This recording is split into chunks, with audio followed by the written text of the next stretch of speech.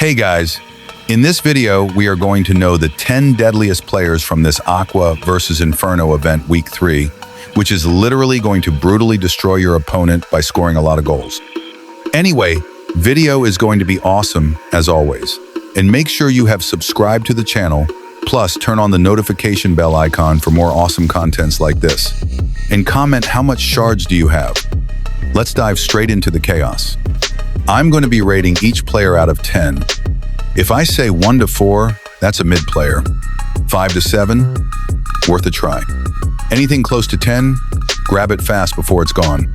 At number 10, we got Sol Campbell, 108 rated center back. Now look, if you're facing strikers like Mbappe or Salah in VS Attack, Campbell might have you punching your screen. His pace? Yeah, not it. But if you're all about 1v1s, strength, and old school defending, this man delivers.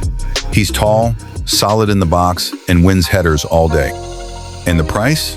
Only 650 shards, so for budget squads it's not a terrible deal.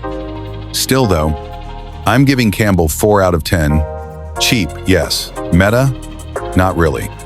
Make sure not to miss the last player because he is going to cook your opponent and make them beg for mercy.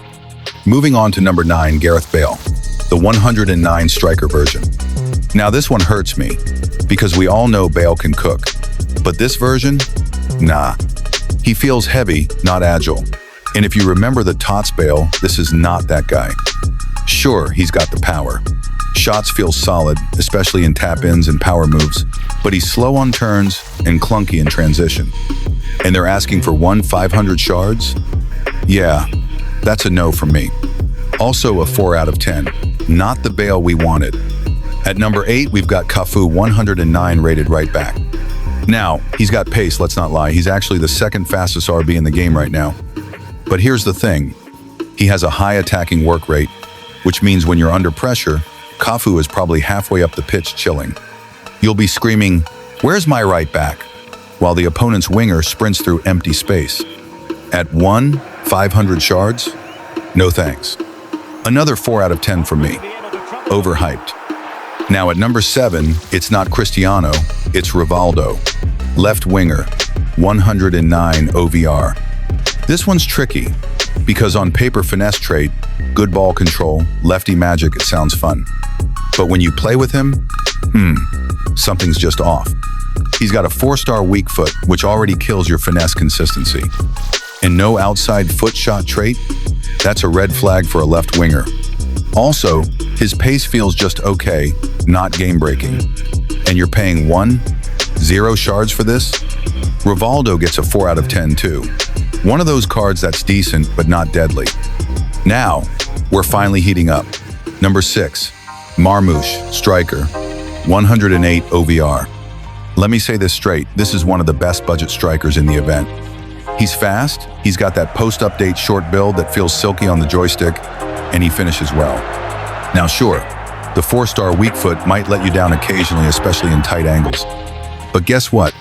500 shards. That's it. You're not going to get a striker that good, that cheap, often. I'm giving Marmush a 6 out of 10. Very decent pickup for free-to-play players. Quick timeout. If you're still with me, you're clearly serious about cooking your opponents.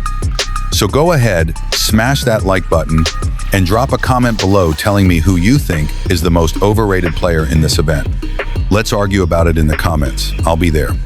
Back to it. Number 5, Gwenduzi. Defensive mid, 107 OVR. Bro, this guy is everywhere in game. He's intercepting like crazy, sticking his leg into every passing lane, and his positioning is top tier for a 107. The medium-high work rate is just perfect. He holds back, shields your line, and plays decent passes. Yes, he's only 107 and will fall off soon when 111s roll in. But at 450 shards, he's totally worth the buy. I'm giving Gwenduzi a solid 6 out of 10. Mid OVR, high performance.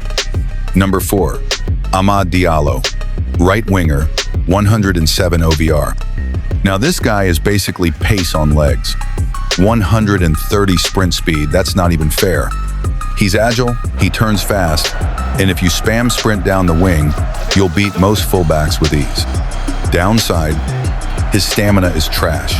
He drops too central sometimes too, which messes up your width. But he's only 450 shards, and for a budget RW, this guy's a menace. Diallo gets 6 out of 10. Budget pace abuser. Number 3, Goncalo Inasio. Left back, 107 OVR.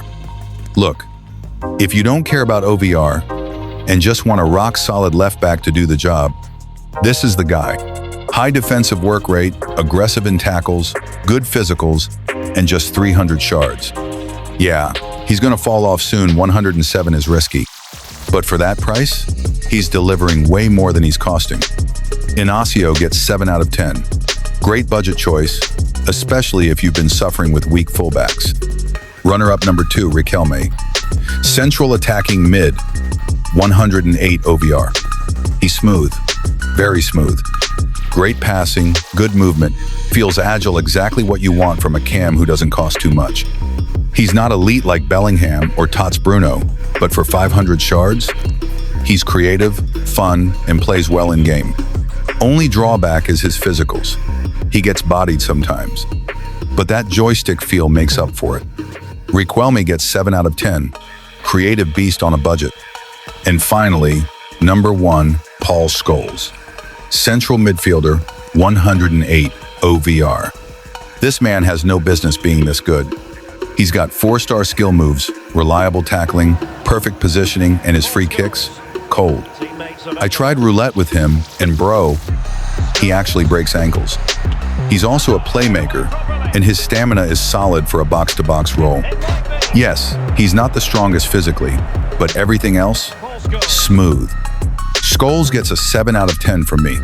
One of the most complete mids in this drop. So bros, that's the top 10 for week 3 of Aqua versus Inferno. Not gonna lie, it's not a week full of broken metas, but for budget squads, there's value here if you look closely.